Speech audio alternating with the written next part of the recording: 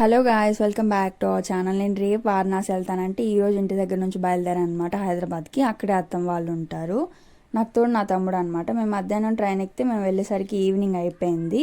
ఇంకా వెళ్ళి అన్నీ హడావిడిగా సర్దుకున్నాము. ఇంకా అక్కడే టైం అయిపోయింది. ఇంకా పొద్దున్నే రైల్వే స్టేషన్కి అయితే బయలుదేరిపోయామన్నమాట.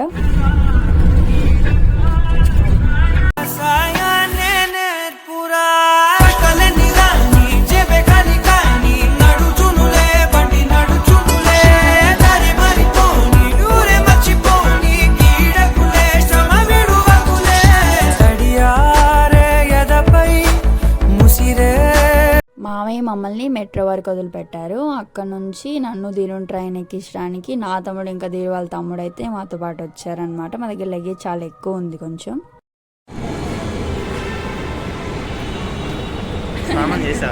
నేను స్నానం చేశాను కదా, నువ్వు బ్రష్ చేసావా?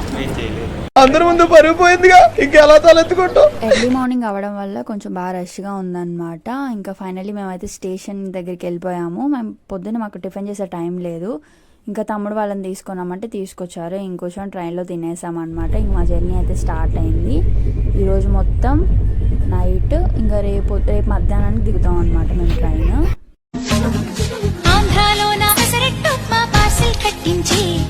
మహారాష్ట్రలో మధ్యాహ్నానికి రోటీ ఇస్తుంది. ఆగ్రా సౌధం చూపించి సిమ్లా యాపిల్ అందించి హరిద్వారలో అడుగేసి రిషికేశ్లో తెప్పించి గంగోత్రికి చకచకమంటూ పరుగులు తీస్తుంది.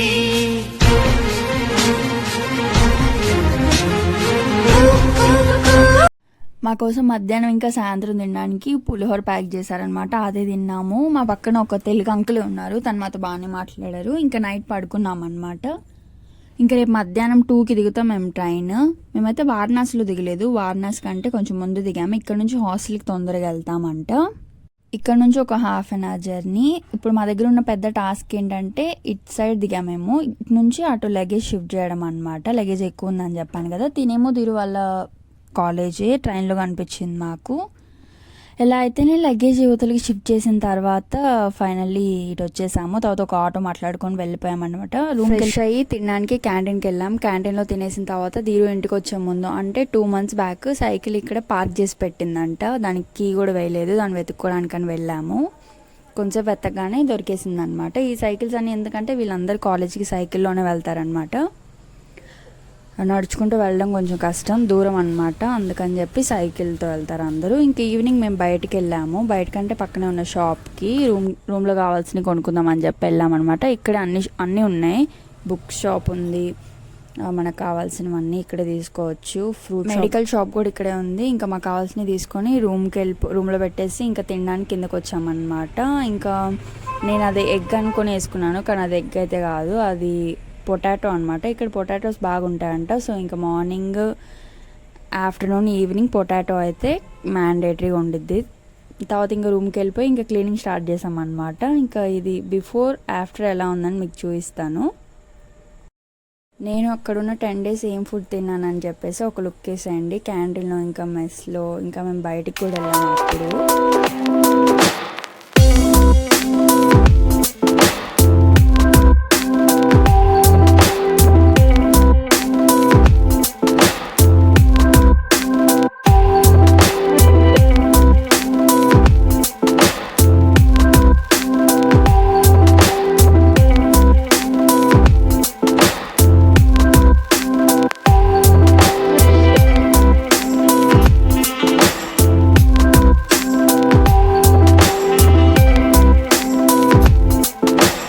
నేనున్న 10 daysలో మేము బ్రేక్ఫాస్ట్ చేసిన 2 days. అంటే మేము లేట్గా లేచేవాళ్ళం, ఇంకా తినకుండా అంతే ఉండేవాళ్ళం. సాంబార్ మనం వేసుకోలేదు. కాదు, ఆటో వస్తే ఎలా వెళ్ళిద్ది? ఆటోలు రావా? ఎవ్రీ సాటర్డే అక్కడ మెస్ ఉండదు అనమాట. బయట తినాలి, లేకపోతే క్యాంటీన్లో తినాలి. ఇంకా మాకు బోర్ కొట్టేసి బయటకు వెళ్ళామన్నమాట తినడానికి. అంతకుముందు అయితే దీరు ఒక పాత రెస్టారెంట్ ఉండేదంట. అంటే అక్కడ తెలుగు ఫుడ్, బిర్యానీ అవన్నీ బాగుండేయంట, అక్కడ తినేదంట. కానీ ఇప్పుడు అది క్లోజ్లో ఉంది. ఇంకా దీరు వాళ్ళ ఫ్రెండ్ మమ్మల్ని ఇక్కడ తీసుకెళ్ళాడు అనమాట.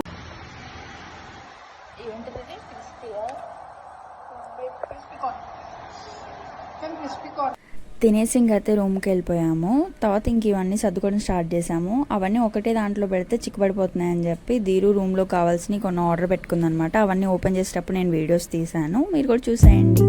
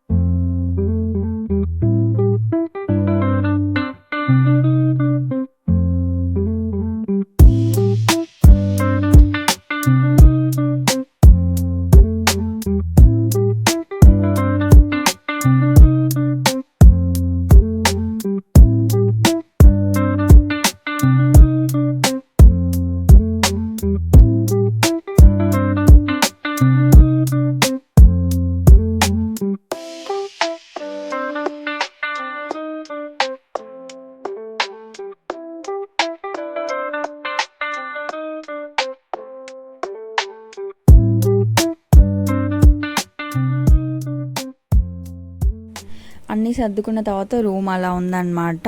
కూలర్ ఎందుకంటే నేను ఆల్రెడీ చెప్పాను కదా అక్కడ చాలా వేడిగా ఉందని, కూలర్ లేకపోతే ఉండలేము, అందుకని కూలర్. ఇక్కడ ఆ పెయింటింగ్స్ అవన్నీ ధీరునే చేసింది. ఇంకా తనే ఇంకా అలా నీట్గా రెడీ చేసుకుందనమాట రూమ్ని. రూమ్ అంతా పింక్గా ఉంది, ఎందుకంటే తనకి పింక్ అంటే ఇష్టం అనమాట. రూమ్ మనకు నచ్చినట్టు సర్దుకుంటే చాలా హ్యాపీగా అనిపించిద్ది, ప్రశాంతంగా అనిపించిద్ది. ఇదేమో బాల్కనీ అనమాట.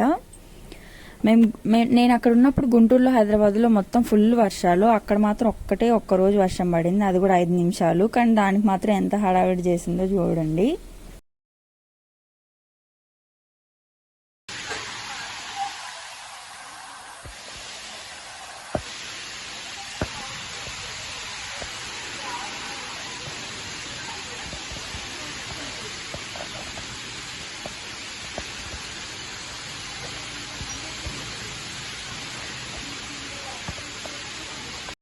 నెక్స్ట్ డే ఈవినింగ్ మేము టెంపుల్కి వెళ్ళాము. టెంపుల్ అంటే బయట కాదు, క్యాంపస్ లోపలే ఉందన్నమాట. క్యాంపస్ లోపలే టెంపుల్ అంటే నేనేమనుకున్నాను ఓన్లీ స్టూడెంట్సే వెళ్తారేమో అనుకున్నాను. కానీ అక్కడికి వెళ్ళిన తర్వాత చూస్తే బయట నుంచి కూడా చాలామంది ఉన్నారు. అంటే రోజు చాలామంది చూడడానికి వస్తూనే ఉంటారంట. ఈ టెంపుల్ నేమ్ వచ్చేసి విశ్వనాథ్ టెంపుల్.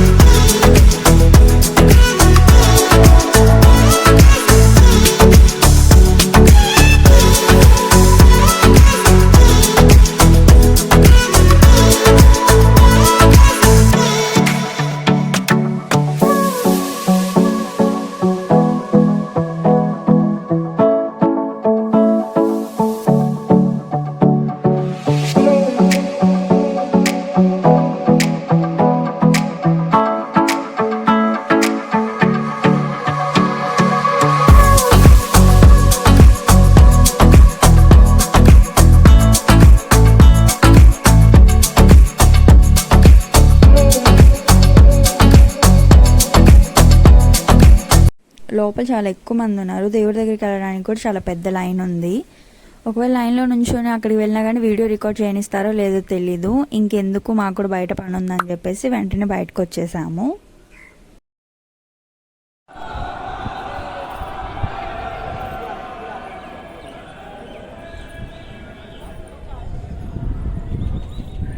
నేను రిటర్న్ అయ్యే రోజు క్యాంపస్ దగ్గరికి వెళ్ళాము. ఎర్లీ మార్నింగ్ ఫొటోస్ దిగుదామని చెప్పి వెళ్ళేటప్పుడు మాకు దారిలో అపార్ట్మెంట్స్ కనిపించాయి. ఫ్యాకల్టీ కోసం అనుకుంటా. మేము సైకిల్ దొక్కుకుంటూ వెళ్ళాం. నా కోసం ఏమో ధీరు వాళ్ళ ఫ్రెండ్ సైకిల్ తీసుకున్నాము.